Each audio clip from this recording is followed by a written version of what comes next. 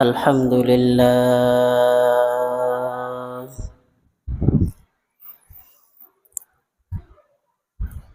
الحمد لله الأكرم الذي خلق الإنسان وكرم وعلمه من البيان ما لم يعلم فسبحان الذي لا يحصى امتنانه باللسان ولا بالقلم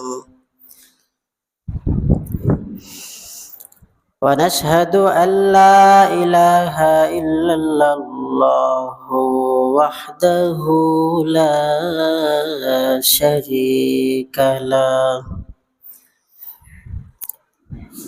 ونشهد أن سيدنا وسندنا وحبيبنا وحبيب ربنا وطبيبنا وطبيب قلوبنا ومولانا محمدا عبده ورسوله المصطفى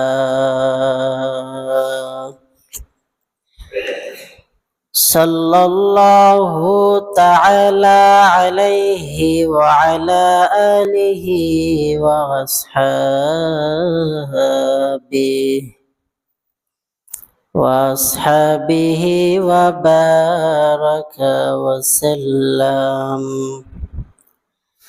وبارك وسلم تسليما كثيرا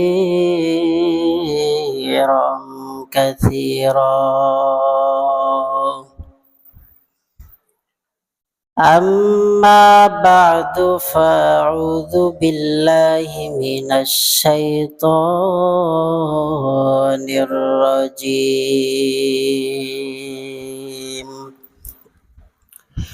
بسم الله الرحمن الرحيم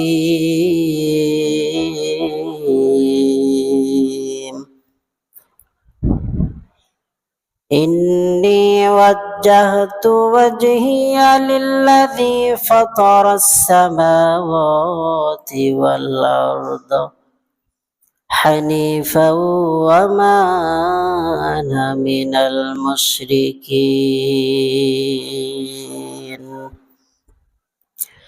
وقال النبي صلى الله عليه وسلم الصلاة عماد الدين من أقامها فقد أقام الدين ومن تركها فقد هدم الدين أي هلك الدين أو كما قال النبي عليه الصلاة والسلام صدق الله مولانا العظيم وصدق رسوله النبي الكريم ونحن على ذلك لمن الشاهدين والشاكرين والذاكرين والحمد لله رب العالمين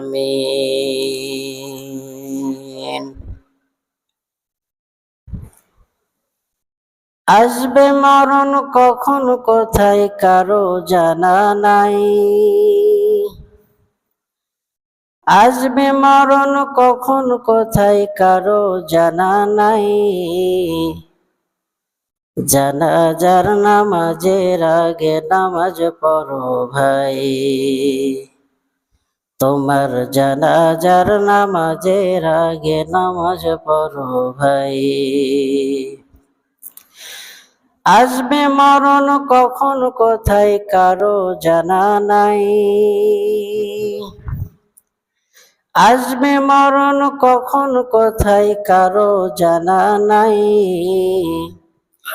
জানাজার নামাজের আগে নামাজ পড়ো ভাই তোমার, জানাজার নামাজের আগে নামাজ পড়ো ভাই।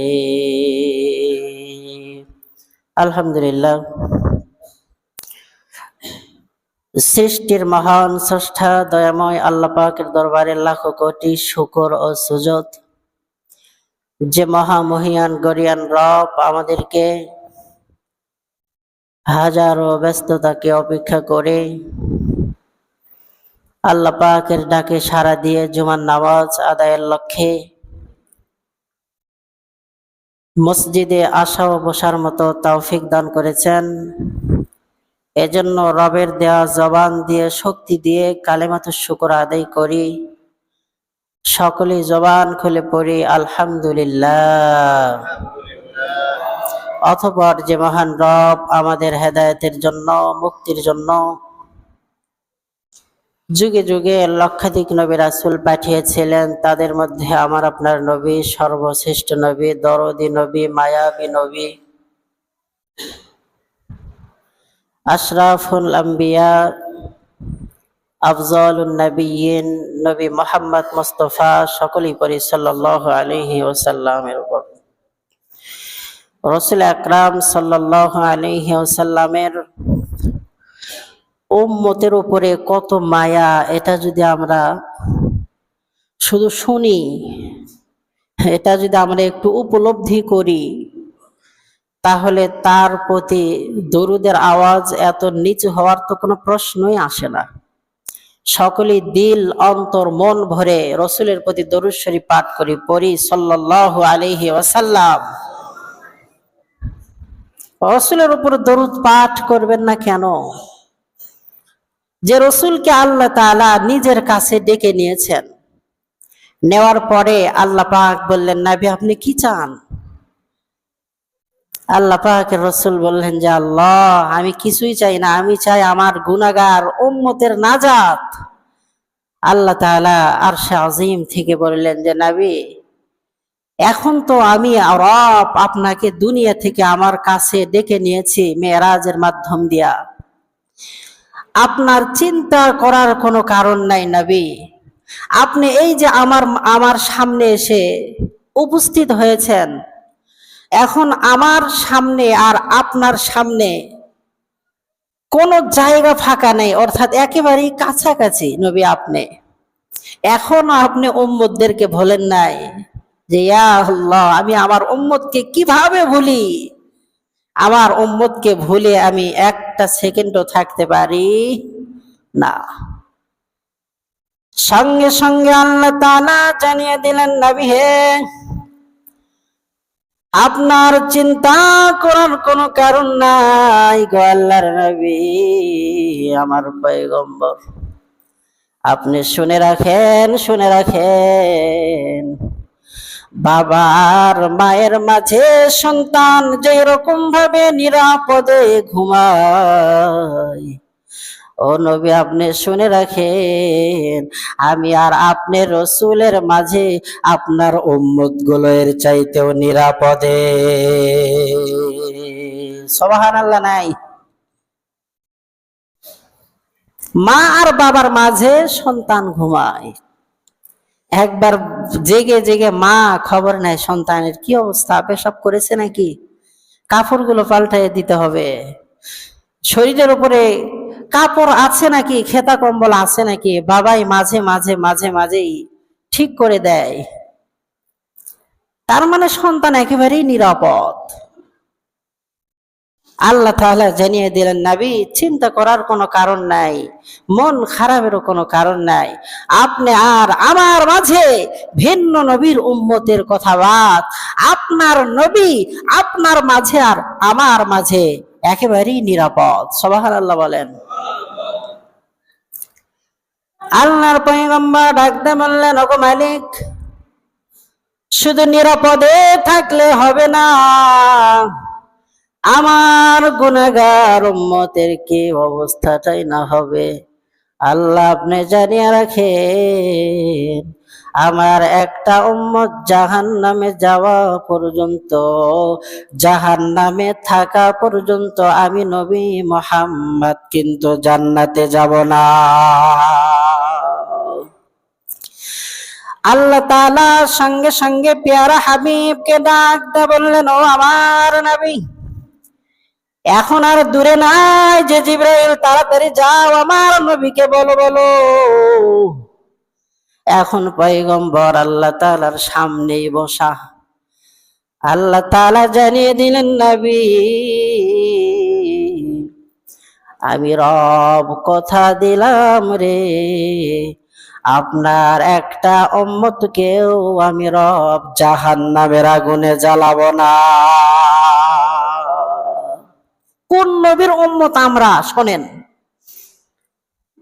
আল্লাহ তাআলা শেষ নবী উম্মতে মুহাম্মাদীকে জাহান্নামের ভিতরে ফেলবেন। আগুন চতুর্দিক থেকে সে উম্মতে মুহাম্মাদীকে গ্রাস করার জন্য আসবে। আসার পর আগুন শরীরে স্পর্শ করবে না, চতুর্দিক দিয়ে শুধু ঘুরবে। জাহান্নামের ফেরেশতারা ডাক দেয় বলে, আগুন এই বান্দার শরীরটা জ্বালাও না কেন, এই বান্দার শরীরটা পোড়াও না কেন। আগুন সঙ্গে সঙ্গে জবাব দিবে, রে ফেরেশতা, এই উম্মত যেন তেন উম্মত নয়, এই উম্মত হলো আখির জামানার নবী জনাবে মুহাম্মদ মুস্তাফা সাল্লাল্লাহু আলাইহি ওয়াসাল্লামের উম্মত। আমি কিভাবে আমার দয়ার নবী মায়ার নবীর উম্মতকে জ্বালাবো? আমার তো এই উম্মতকে জ্বালানোর মতো সমর্থ নাই। আল্লাহ তাআলা সঙ্গে সঙ্গে উম্মতে মুহাম্মাদীকে এমন একটা ঘুম পাড়াইয়া দিবে, মানুষকে অজ্ঞান করার পরে পুরা শরীরটা যদি তাকে যতই চিকিৎসা করা হোক না কেন, বক্ষ বিদীর্ণ করা হোক না কেন, অনেক মা বোনদেরকে সিজার করে, এমন অবশ করাই করে ভেতর থেকে বাচ্চা বের হয়, মা টেরও পায় না। কথা বলেন ঠিক কিনা? অ্যাক্সিডেন্ট হয়ে পুরো শরীরটা শেষ, পুরো পা থেতলা হয়ে গেছে। ডাক্তার এমন ভাবে অবশের ইঞ্জেকশন করে, সব চাক্ষুষ দেখে, কিন্তু বলতেও পারে না যে আমার এখানে ব্যথা হয় কিনা। পরবর্তীর খবর সেটা পরের কথা। আল্লাহ তাআলা এমন ঘুম আর এমন বেহুশ করিয়ে দিবে, বান্দা ঘুমেও নাই আবার চেতনও নাই। এই অবস্থার মধ্যে আল্লাহ তাআলা ওই বান্দাকে জাহান্নামের আযাব দিবে। কিন্তু যতই আযাব দেখ না কেন, ওই জাহান্নামের আযাব উম্মতে মুহাম্মাদী উপলব্ধি করতে পারবে না। মুহাম্মদ সাল্লাল্লাহু আলাইহি ওয়াসাল্লামের শানে এগুলো আমাদের সঙ্গে হবে। কি কথা বুঝে আসে? কি জন্য আযাব হবে না? মুহাম্মদ সাল্লাল্লাহু আলাইহি ওয়াসাল্লামের উম্মত, এজন্য জাহান্নামী শরীরটা অবশ করে দিবে।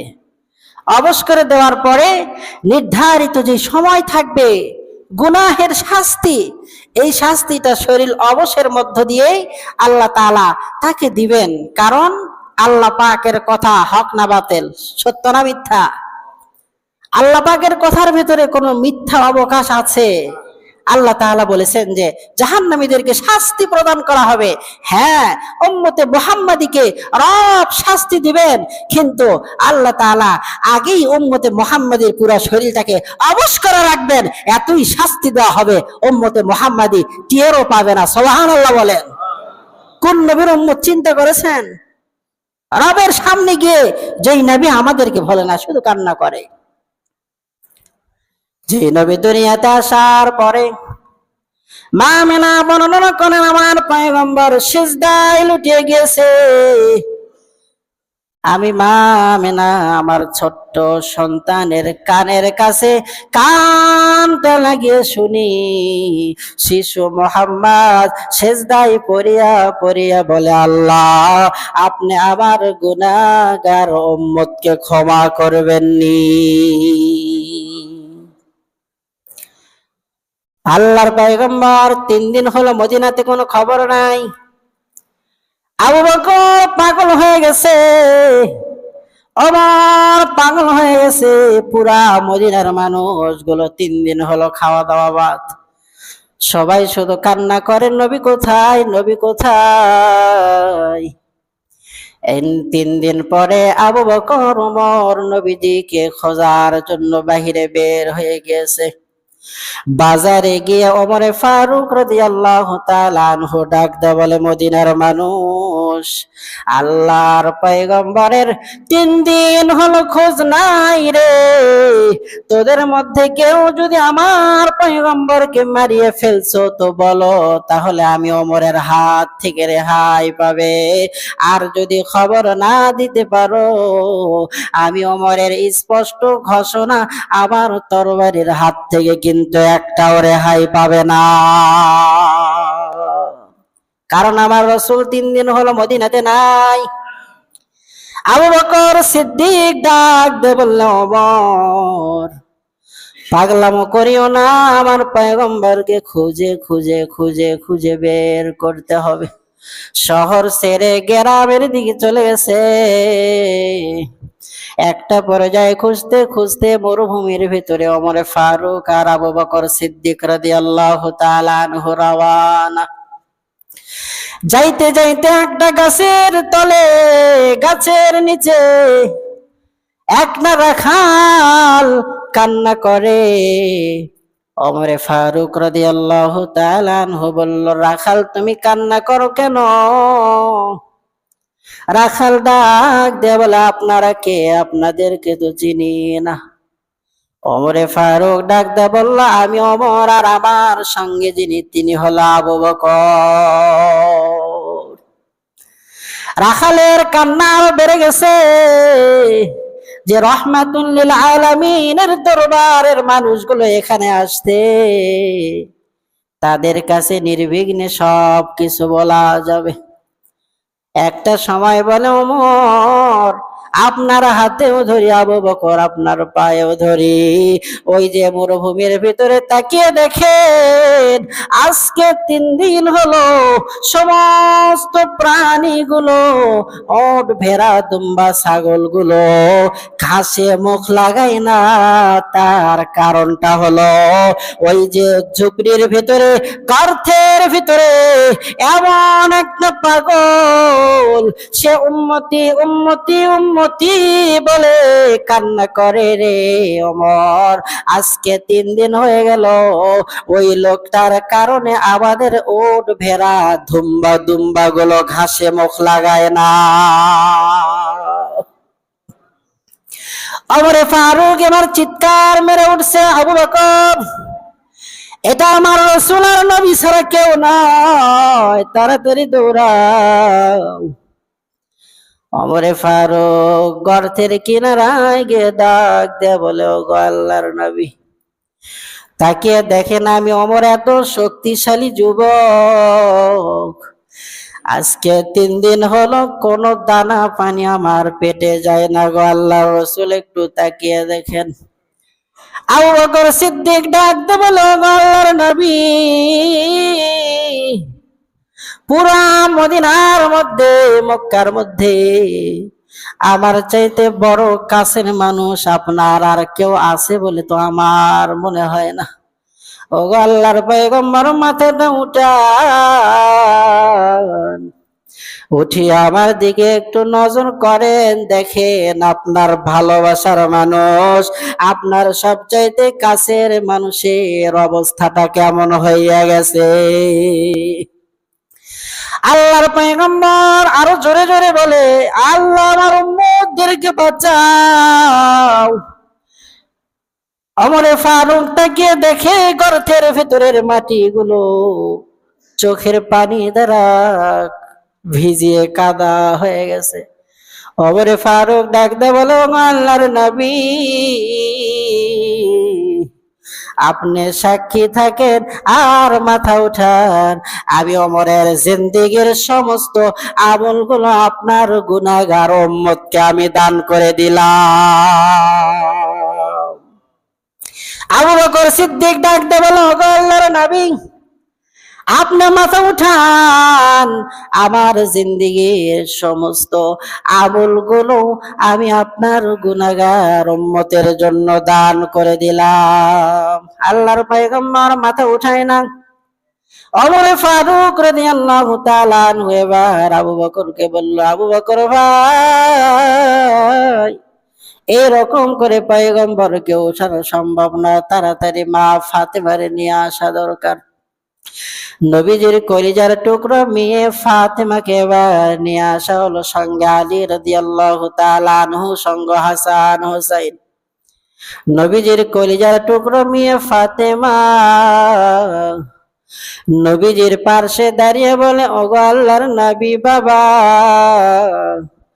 তাকিয়ে দেখেন আপনার কিনারায় আপনার সবচাইতে আদরের মেয়ে ফাতেমা দাঁড়ানো। ওগো আল্লাহর নবী, আপনি সাক্ষী থাকেন, ওমর আলী উসমান তোমরাও সাক্ষী থাকো, আমার নানার গুনাহগার উম্মতের জন্য আমার কলিজার টুকরা হাসান আর হোসেনকেও আমি নানার উম্মতের জন্য কুরবানি দিয়ে দিলাম। আলী রাদিয়াল্লাহু তাআলা আনহু বলে, ইয়া রাসূলুল্লাহ, আমার জিন্দেগীর সব আপনার উম্মতের জন্য দান করে দিলাম। আল্লাহ তাআলা সঙ্গে সঙ্গে জিবরিল আমিনকে ডাক দিয়ে বলে, জিবরাইল, আমার আরশ পর্যন্ত কাইপা উঠছে রে, কারণ জান্নাতের যুবকদের সরদার হাসান আর হোসেনকে তার মা আমার বন্ধুর উম্মতের জন্য কুরবানি করিয়ে দিয়েছে। জিবরাইল তাড়াতাড়ি যা গিয়া আমার নবীরে বল, নবী আপনি হলো তাড়াতাড়ি মাথা উঠান, না হইলে কিন্তু আরশে আজিমের ভেতরে কাঁপুনি উঠছে। ওগো আল্লাহর নবী, তাড়াতাড়ি মাথা উঠান, আল্লাহ তাআলা আপনারে খুশি করবে। আল্লাহর পয়গম্বর মাথা উঠায় না। আল্লাহ স্বয়ং ডাক দে বলে, ওগো নবী, আমি হইলাম কিয়ামতের দিবসের মালিক, কামালিকি ইয়াউমিদ্দিন, আমি কিয়ামতের দিবসের মালিক। ওগো নবী, ওগো দোস্ত পেয়ারা হাবিব, আর আপনি হলেন কিয়ামতের দিবসের বাদশাহ। ওগো বাদশার বাদশাহ, আপনি কিয়ামতের দিন আপনাকে আমি রব বাদশাহী দান করব। আপনার প্রত্যেকটা উম্মতকে ধইরা ধইরা আপনি জাহান্নাম থেকে জান্নাতের মধ্যে নিয়ে যাবেন। আল্লাহর পয়গম্বর মাথা উঠায়া রবকে ডাক দিয়ে বলে, রব আপনি জানিয়ে রাখেন, আর ভালো মতো জানিয়ে রাখেন, আমার একটা গুনাহগার উম্মত কিন্তু জাহান্নামে থাকা পর্যন্ত আমি নবী জান্নাতে যেতে রাজি না। কোন নবীর উম্মত চিন্তা করছেন? আজকের ওয়াজ কিন্তু এটা না। আজকে যে তেলাওয়াত করেছি আয়াত, নামাজ সংক্রান্ত আলোচনা। তো যাই হোক, কোন দিক থেকে কোন দিক চলে গেল, নবীজির ভালোবাসা সম্পর্কে ওয়াজ হয়ে গেল। কোন নবীর উম্মত চিন্তা করছেন? এজন্য নবীজির ভালোবাসা নিয়ে নিয়া আগামী জিন্দেগি আমাদের চালানো দরকার। কথা বলেন ঠিক কিনা? নবীজিকে কিভাবে ভালোবাসবেন? নামাজ আদায় করলে পয়গম্বর খুশি হন, যাকাত প্রদান করলে আল্লাহ পাক খুশি হন, আল্লাহ পাকের রাসূলও খুশি হন। এই জন্য কাজ কামের দিন নামাজকে প্রাধান্য দেন। মসজিদে ও শুধু আমার ওয়ে জমিন, আমার পয়গম্বরের উম্মতের জন্যই শুধু, এই শেষ নবীর উম্মতের জন্যই শুধু মসজিদে ও শুধু আমার ওয়ে জমিন, পুরো জমিনটাকে আল্লাহ তাআলা মসজিদের অনুকূলে করে দিয়েছেন। যেখানেই আজান চলে যাবে কানের মধ্যে, সেখানেই জামাতে দাঁড়িয়ে যাবেন ওযু বানিয়া। কি কথা বুঝে আসে? যে হুজুর কাজের সময় মসজিদে আসার সময় পাই না, যেখানে আছেন সেখানেই নামাজে দাঁড়িয়ে যান। অনেককেই দেখা যায় অনেককেই দেখা যায়, আপনারাও দেখেন যে মসজিদের ভেতরে মসজিদে আসার সময় হয় না, অনেকেই চোরা পাথরের মধ্যেও নামাজ আদায় করে, কি করে কি করে না। অনেককে দেখা যায় রাস্তার মধ্যে সাইডে গামছা বিছায় নামাজ আদায় করতেছে। কোথায় যেন গিয়েছিলাম ওইদিকে, যাবন্নর ওইদিকে, আসরের পূর্ব মুহূর্তে নামাজ আদায় করতেছে, আজান হয়ে গেছে, সঙ্গে সঙ্গে নামাজে দাঁড়িয়ে গেছে, গামছারা আছে সাথে, যারা নামাজি তাদের সে প্রস্তুতি থাকে। এজন্য নামাজি দেখে কামলা নেন, এটা নেন সেটা নেন, নামাজি দেখে নিবেন। কি কথা বুঝে আসে? নামাজি দেখে কামলা নিবেন, দেখবেন যে আপনার কাজের মধ্যে আল্লাহ পাক একটা বরকত দান করবে। যেখানে আজান হয়ে যাবে সেখানে